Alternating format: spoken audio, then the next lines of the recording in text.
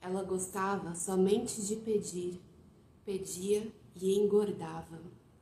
Por mais absurdo que pareça, encontrava-me sempre disposto a lhe satisfazer os caprichos. Em troca de tão constante dedicação, dela recebi frouxa ternura e pedidos que se renovavam continuamente.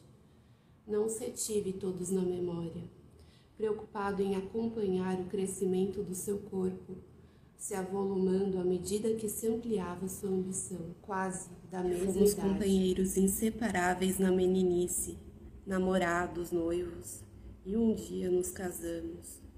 Ou melhor, agora posso confessar que não passamos de simples companheiros. Enquanto me perdurou a natural inconsequência da infância, não sofri com as suas esquisitices.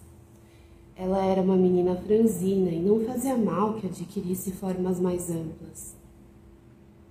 Assim pensando, muito tombo levei subindo em árvores, onde os olhos ávidos da minha companheira descobriam frutas sem sabor ou ninhos de passarinho.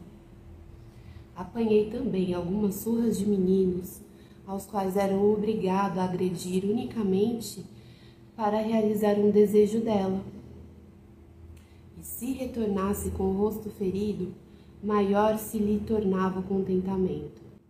Segurava minha cabeça entre as mãos e sentia-se feliz em acariciar-me, a face entumecida, como se as esquimoses fossem um presente que eu lhe tivesse dado.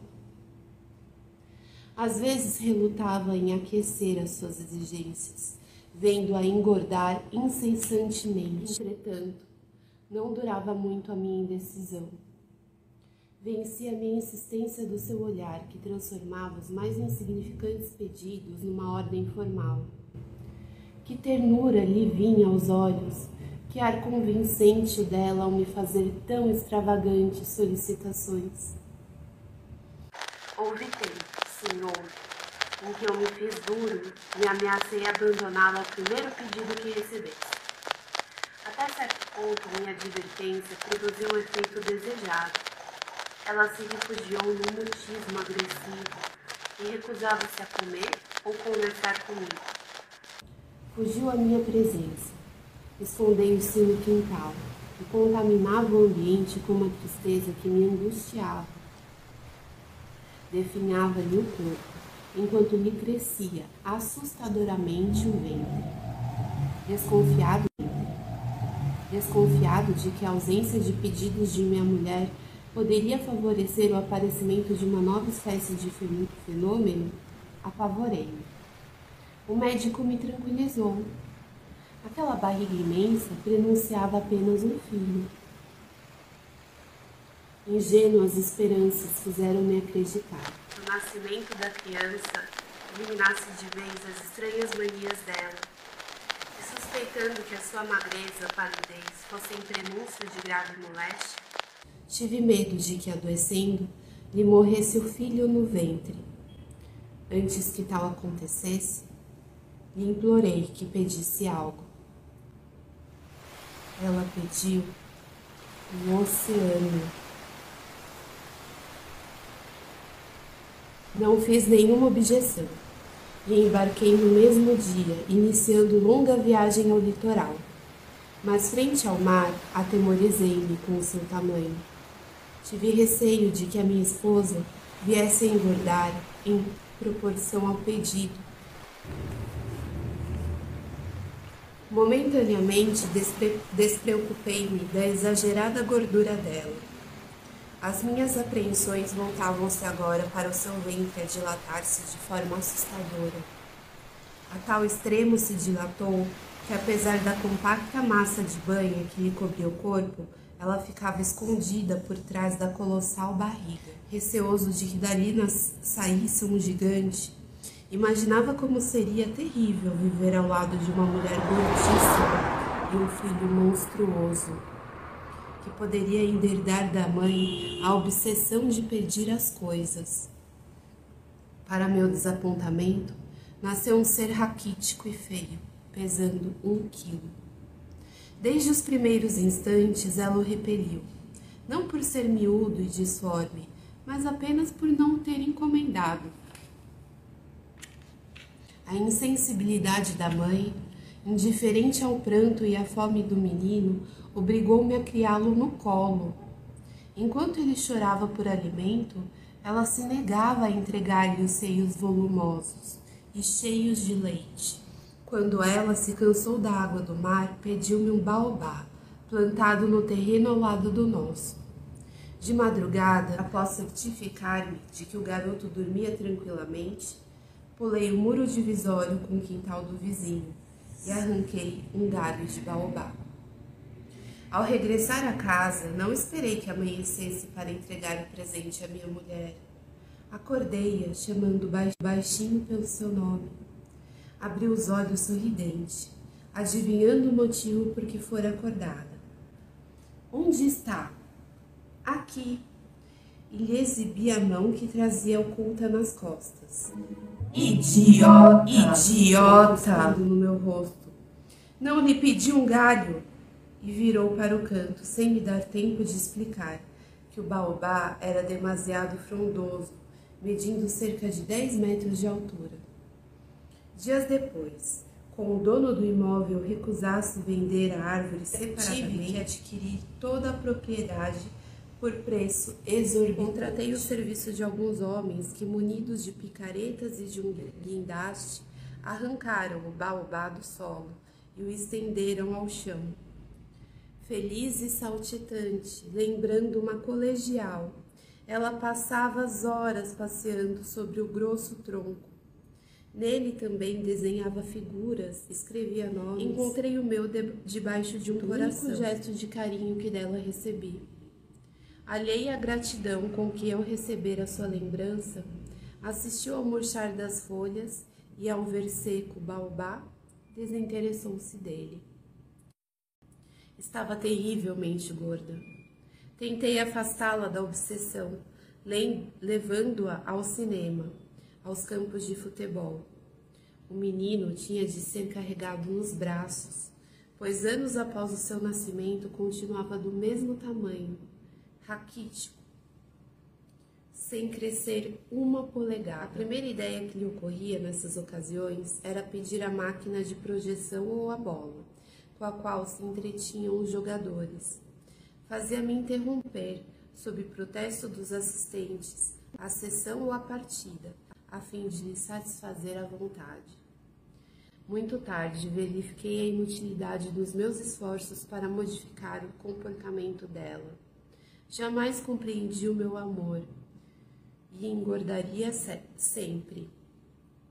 Deixei que agisse, como bem entendesse, e guardei resignadamente novos pedidos. Seriam os últimos. Já gastara uma fortuna com suas excentricidades. Afetuosamente, chegou-se para mim uma tarde, me alisou os cabelos. Apanhado de surpresa, não atinei de imediato com o motivo do seu procedimento. Ela mesma se encarregou de mostrar a razão.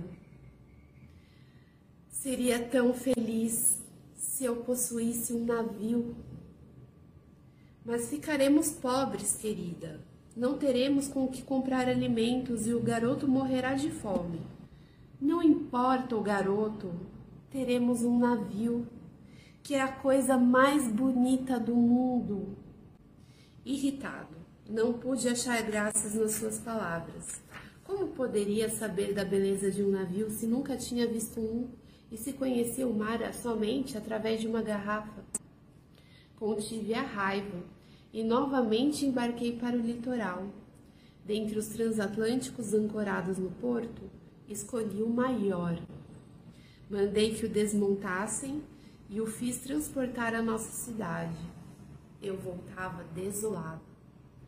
No último carro de uma das numerosas composições que conduziam partes do navio, meu filho olhava-me inquieto, procurando compreender a razão de tantos e inúteis apitos de trem.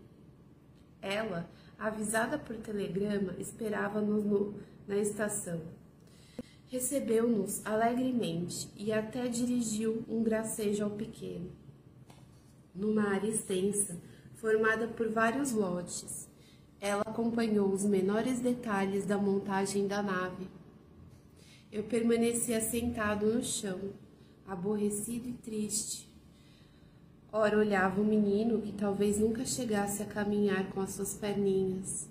Ora o corpo da minha mulher, que de tão gordo, vários homens dando as mãos uns aos outros, não conseguiriam abraçar. Montado o barco, ela se transferiu para lá, e não mais desceu à terra. Passava os dias e as noites no convés, inteiramente distraída de tudo que se relacionasse com a nau. O dinheiro escasso, desde a compra do navio, logo se esgotou. Veio a fome, o guri esperneava, rolava na relva, enchia a boca de terra. Já não me tocava tanto o choro do meu filho. Trazia os olhos dirigidos para minha esposa, esperando que emagrecesse a falta de alimentação. Não emagreceu. Pelo contrário, adquiriu mais algumas dezenas de quilos. A sua excessiva obesidade não lhe permitia entrar nos beliches, e os seus passeios se limitavam ao tombadilho, onde se locomovia com dificuldade. Eu ficava junto ao menino, e se conseguia burlar a vigilância de minha mulher, roubava pedaços de madeira ou ferro do transatlântico e trocava-os por alimento. Vi ela uma noite, olhando fixamente o céu. Quando descobri que dirigia os olhos para a lua, larguei o garoto no chão e subi depressa até o lugar em que ela se encontrava. Procurei com os melhores argumentos desviar-lhe a atenção.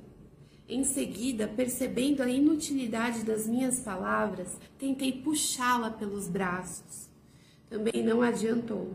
O seu corpo era pesado demais para que eu conseguisse arrastá-lo. Desorientado, sem saber como proceder, encostei-me à murada.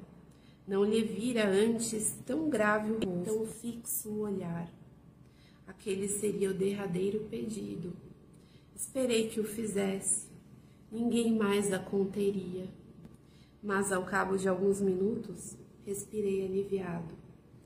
Não pediu a lua, porém uma minúscula estrela, quase invisível ao seu lado. Eu fui buscá-la.